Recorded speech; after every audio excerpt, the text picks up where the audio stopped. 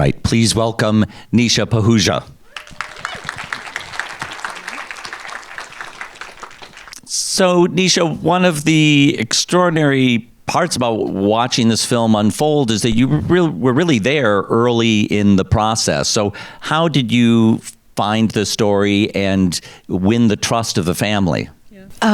Initially, when I was making the film, I was actually following the work of the there's a gender sensitization organization. There's an organization called the Srijan Foundation, and they were running a program in the state of Jharkhand working with men and boys.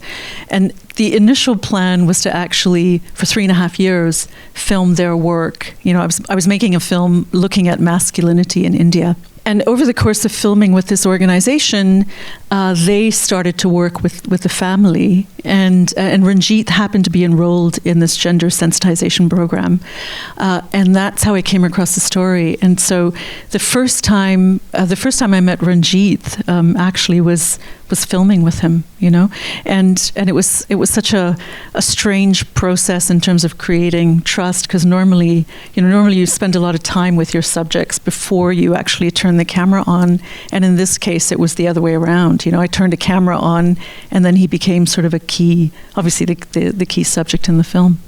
I mean, all kinds of ethical questions here, and one of the things that I'm painfully aware of watching the film throughout is, you know, this is a family that has, you know, financial difficulties. They're coping with a bureaucracy, a legal bureaucracy that is punishing.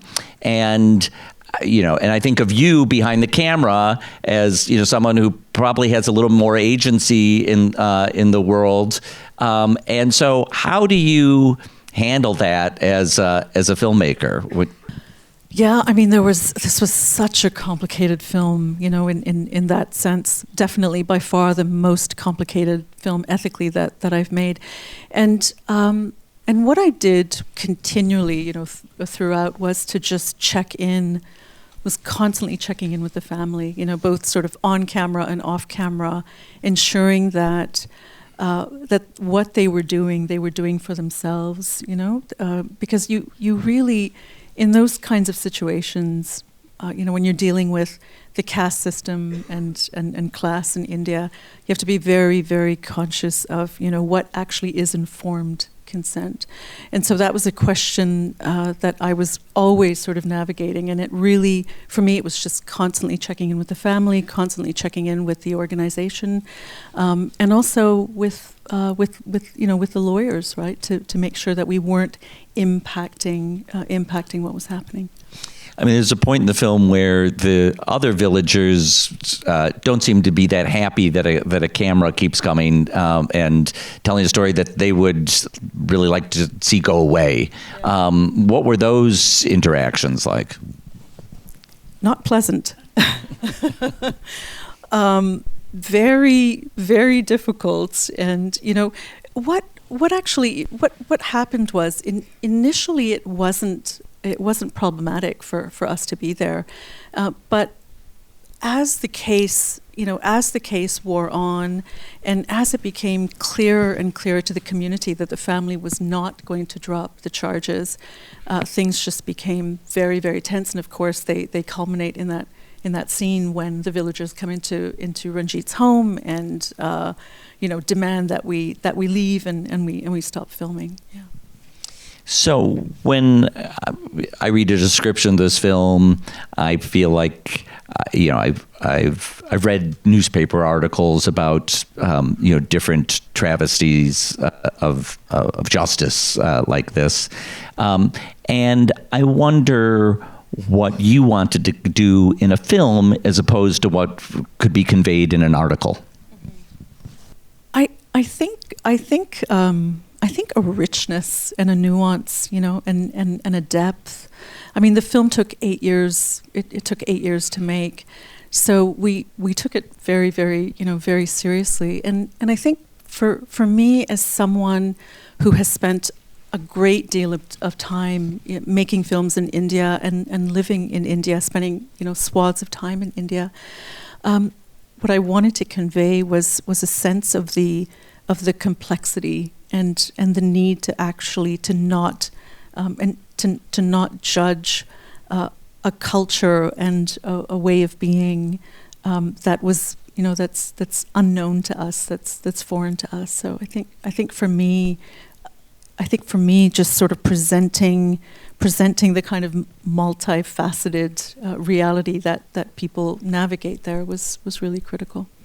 Well, one of those nuances that come out is a discussion that happens in the village about the will of an individual, in this case Ranjit, trying to do something that a lot of the villagers disagree with, versus the collective decision-making of a village, which in different circumstances, we could imagine a value there, maybe a value that in our Western society and individualized society we've totally become separated from. But I wonder if you can, reflect on that. Yeah, for sure. And I mean, I think that is, that is that it is about finding the balance, right? And I think in that particular instance and in that community, the fact that the individual, the human rights of that child wasn't considered, of course, was a travesty. But there was a really interesting moment for me in the film, a really interesting response that I had that really took me by surprise, and it was actually when the villagers come into Ranjit's home and demand that we stop filming. And of course there is fear, right? Of course I was afraid.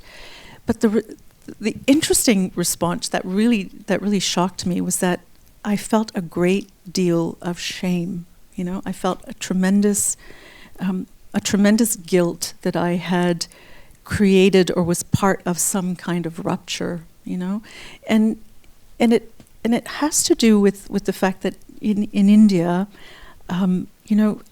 those communities are ecosystems. They're ecosystems of survival, and it is so much about the collective. And I had come in some way and clumsily kind of disrupted the fabric of that society, even though it was a necessary, it was a necessary document, but it was still very disturbing for me.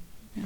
So it's been 8 years since you began the project, and maybe one of the strengths of having that 8 years time is that the people who participated have a different distance from it. And so can you talk about the dialogues you continue to have with the people who are in the film? Yeah, I mean the family has sort of become part of my family, so I'm in touch with them. I'm in touch with them all the time, and we are going to be doing a big impact campaign with a number of organizations, Equality Now, the Storyboard Collective, involving the family. It was a really interesting moment where a few months ago I went back to India to show some of the people that were in the film, apart from the family, because they obviously had seen it long back, but some of the other people that are in the film, including the ward member, the guy on the motorcycle that, who's a kind of complicated character. Yes.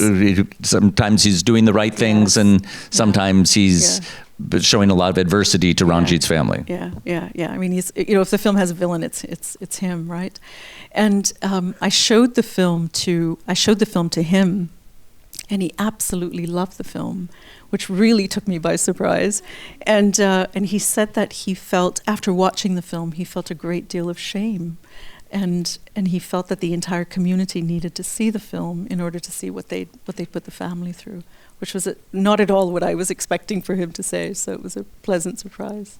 So is that something that still has yet to happen, to be able to share with the whole village? Yeah, absolutely. Yeah, it's in the works, but yes, not yet. So, I mean, you started to refer to the impact campaign that you're intending to do, and we're talking now in India, where you want to be bringing this film out, where you've had success in bringing out The World Before Her in theaters. And so, what does that look like, bringing this film out in India?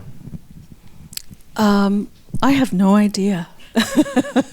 just yet. I mean, I've got lots of dreams and big plans, but an actual kind of rollout, it's kind of up in the air. For sure, the one thing that we will do is we'll work with the Storyboard Collective, and we'll take the film across the state of Jharkhand, working with the women's rights organizations that we're affiliated with there. So that's a definite plan, and Ranjit will definitely come with us. I don't know about Kiran. That's really up to her. So Kiran, who is a pseudonym of the 13-year-old girl at the time that happened to, 8 years later, she's now more of a grown woman. But can you talk about her experience watching the film? I know a big decision for you was, how much to show her face even. Yeah. We because it took so long for us to make the film, by the time we were finished, she was an adult. And we had been, so we started to kind of bring up this idea of, do you want to come forward? Would you consider it? And her parents were very supportive. I mean, from the beginning, they didn't want us to hide her. And so, but it had to be her decision. So she asked to see the film, obviously, and our sound recordist flew to Ranchi to show the family the film. And then I Zoomed them when it was over, and as soon as I saw their faces, it was so clear, So she agreed right away, and then the next day I spoke to her and I asked her, why she chose to come forward. And she said that for her, she couldn't believe her bravery as a 13-year-old child, and she wanted the world, she wanted the world to see her. And I've actually been thinking about it, a lot, because it did stun me. It really did. I was really sort of so happy, but kind of taken aback. And now I think it makes absolute perfect sense. Just thinking about the fact that as a 13-year-old, she had the strength to stand up to her community. And she understood at that age. She has this tremendous self-esteem. She understands her self-worth, and that's so rare for anyone. Even adults. And so for her to have that kind of wherewithal, it absolutely makes perfect sense that she would choose to come forward. Her defiance is what defines her. So. Well, it is extraordinary. Thank you for capturing it. Thank you for sharing it with us today. Thank you, Thom. Nisha Pahuja.